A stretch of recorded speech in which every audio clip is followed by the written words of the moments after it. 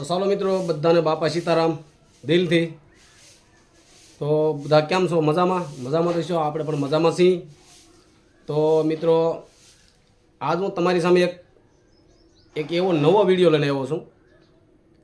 કારણ કે જો થંબનેલ જોતા તમને ખબર તો પડી જ ગઈ છે, પણ છતાં એનો આજ હું તમને એ વિડીયોનું વ્યાખ્યાન કરી બતાવું કે વિડીયોનું નામ છે અડવા દે પણ સડવા ન દે. એવું એક તમને હું ઝાડ બતાવું. જોકે એ ઝાડ આમ ગામડાના લોકોએ બધા જોયેલું જ હશે અને એનો પરિચય હશે, પણ અમુક વ્યક્તિ જે સિટીમાં રહેનાર શહેરના વ્યક્તિએ આ ઝાડવાનો પરિચય નહીં કર્યો હોય. એટલે તો એ આદિ ઝાડવાનો હું તમને પરિચય કરાવું કે એનું કારણ શું, અડવા દે પણ સડવા ન દે. તો એ ઝાડવું કયું, તો આદિ ઝાડવાની તમામ હું તમને બધી માહિતી આપીશ કે કઈ પ્રકારનું ઝાડવું છે, ભાઈ એને અડાય ખરું પણ સડાય નહીં. અને આ ઝાડવું તો ગામડાના લોકોને બધાને ખબર જ હોય, અને થંબનેલ જોતા તમને ખબર પડી ગઈ છે કે સવીજીભાઈ કેવો વિડીયો બતાવવા માગે છે, પણ છતાંય હું બધા લોકોને ખબર ન હોય કે આ વિડીયોમાં શું કહેવા માગે છે. તો વિડીયોમાં ઠેર સુધી બના રહીજો. હું તમને ઝાડવું બતાવીશ, એ ઝાડવાનો પરિચય કરાવીશ કે ભાઈ એ ઝાડવું કેવું છે, અડવા દે પણ સડવા ન દે. તો વિડીયોમાં ઠેર સુધી બના રહીજો અને એ ઝાડવું તમને બતાવીશ અને એ ઝાડવાનો તમને પરિચય આપીશ. કારીના કેમ લાગ્યું આમ અહીંયા ફરવામાં? હે, ગરમી છે એટલે મજા આવી ગઈ ને ફરવાની. તો હવે આપણે કયા ઝાડવા પર થડાય કે નથી થડાતું આપણે જોવું છે, બરોબર?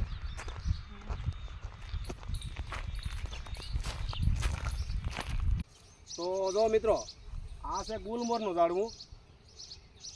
આની માથે આપણે ચડવું હોય તો આવી રીતે આરામથી ચડાઈ જાય.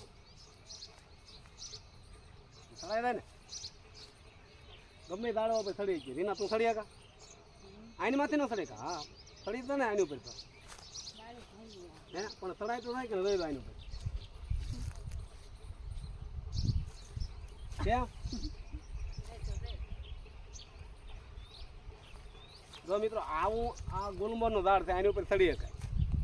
પછી કોઈ પણ લીમડાનું ઝાડ હોય તો એની માથે પણ ચડી શકાય. પણ હું જે તમને બતાવવા માંગુ છું એ ઝાડ ઉપર આપણે ન ચડી શકીએ. તો હાલો તમને એ ઝાડે પણ બતાવી દઉં આજ. તો જો મિત્રો, આ છે લીમડીનું ઝાડ. આ લીમડી માથે ચડવું હોય તો આપણે આરામથી ચડી શકીએ. અહીંયા પગ દઈને આમ ચડાઈ જાય, માથે ચડાઈ જાય. પીપળનું ઝાડ હોય તો એની માથે ચડાઈ જાય. આનીમાં ચડવું હોય તો આપણે કાંઈ વાંધો નહીં. જો કપડું કાંઈ બગડે નહીં, કપડું પકડાય નહીં, આની માથે ચડાઈ જાય. હવે જેની માથે નથી ચડાતું એ ઝાડ તમને બતાવું. તો જો મિત્રો, આપણે આવી ગયા છે અત્યારે વાડીઓમાં કે હું જે તમને ઝાડ બતાવવાનો હતો કે અડવા દે પણ સડવા ન દે. પણ પહેલાં તો હું તમને એ પરિચય બતાવું કે જો આ જાંબુડાનું ઝાડ છે, આની માથે આપણે ચડવું હોય તો આરામથી ચડાઈ જાય. તો આ રીતે આમ ડાળને થોભો, ત્યાંથી આમ ચડી દો. જો આમ આ જાંબુડાનું ઝાડ છે, આની માથે ચડાય. એમ બીજા કોઈ પણ ઝાડની માથે ચડી શકાય. પણ જે હું જે તમને બતાવવા માગું છું એ ઝાડ માથે આપણે ચડવું હોય તો શું કરવું પડે? લગભગ તો જો કે એ ઝાડ ઉપર ચડી ન શકાય, આપણે અડાય ખરું પણ ચડી ન શકાય. તો એ ઝાડ હું તમને બતાવવા માટે આવ્યો છું. જાંબુડામાંથી ચડાય છે, તમને ખબર જ છે. એ તો આપણે બધાને ખબર છે કે આપણે જાંબુડા ઉપર ચડી શકીએ, આંબા ઉપર ચડી શકીએ, આંબલી ઉપર ચડી શકીએ, વડલા ઉપર ચડી શકીએ. પણ જે હું તમને ઝાડ બતાવું છું એ ઝાડ ઉપર ચડવું હોય તો હાલો એ તમને હું ઝાડ બતાવું, વિડીયોમાં બના રહીજો. તો ચાલો મિત્રો, તમને હવે હું જે હું ઝાડવું કહેતો હતો એ ઝાડવું તમને બતાવી દઉં. તો જો મિત્રો, આ ઝાડવું, જોકે આ ઝાડ તમે બધા આમ તો જોયું જ હશે અને ગામડાના લોકોએ બધા જોયું તો છે આ ઝાડને. અને આ ઝાડનો પરિચય ગામડાના લોકોને બધાને આ પરિચય હશે, પણ અમુક શહેરી વિસ્તારોમાં રહેતા માણસોને આ ઝાડનો પરિચય નહીં હોય. આની માથે સડાય ખરું, આમ અડાય ખરું. જુઓ તો આમ જો અડાય તો પકડાઈ ગયું. જુઓ તો પકડી લેશે. આ ઝાડનું નામ અમારા ગામડાના કાઠિયાવાડી ભાષામાં આનું નામ કંથાર કહેવામાં આવે છે. કંથાર.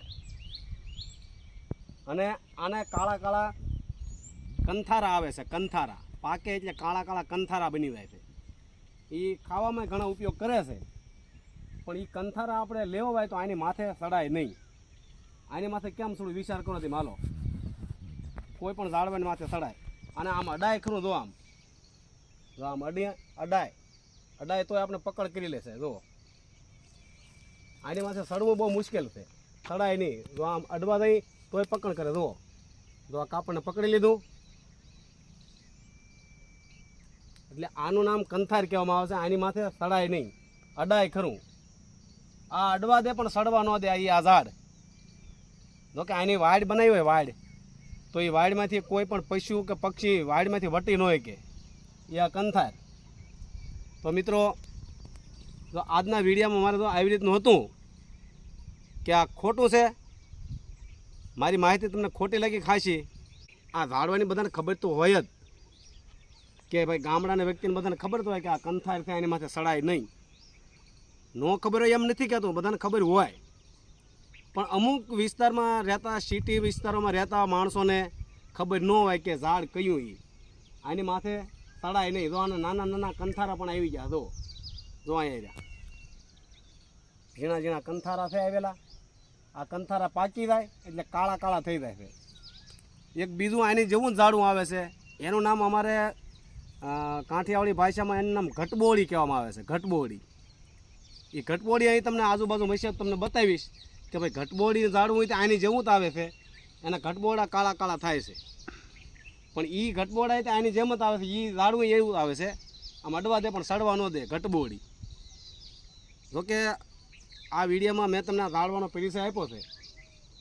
આને કાપીને તમે આમ ગોટો વાળીને આમ ઝાડ તમે વાડ બનાવો તો વાડે એની સરસ બને છે. આમાં કોઈ જાનવર કંઈ વટી ન હોય કે આપણે વાડીમાં. એ આ ઘટબોળીનું ઝાડવું બીજા કોઈ ઉપયોગમાં નથી આવતું, પણ મિત્રો આના કંથારા માણસો અમુક ખાવામાં ઉપયોગમાં લે છે. ઘટબોળા ખવાય છે, પણ આની માથે સડાય નહીં. તમે સડી શકતા હોય તો મને કોમેન્ટમાં કહેજો કે ભાઈ ઘટબોળી ઉપર હું સડી જાઉં. અમારે તો ભાઈ આનું નામ કંથાર કહેવામાં આવે છે. ચાલો મિત્રો, તો કેમ લાગી આપને આજની માહિતી? મેં જે તમને ઝાડવા બતાવ્યા છે, બધા ઝાડવા ઉપર આપણે સડી શકાય. જાંબુડા ઉપર સડી શકાય, પીપર ઉપર સડી શકાય, લીમડા ઉપર સડી શકાય, વડલા ઉપર સડી શકાય. બધા ઝાડવા ઉપર આપણે સડી શકીએ. પણ જે મેં બતાવ્યું એ ઝાડવા ઉપર આપણે કોઈ સડી ન શકીએ મિત્રો, કારણ કે એના કાંટા એવા આવે છે આમ આંકડીવાળા, સમજ્યા? એટલે એની માથે સડાય નહીં, આપણે અડાય ખરું. તો હવે આજના વિડીયોમાં તમને કેમ લાગ્યું? મજા આવી હોય તો કોમેન્ટ કરજો, લાઈક કરજો અને સબસ્ક્રાઈબર કરવાનું ભૂલતા નહીં મિત્રો. બાપા સીતારામ.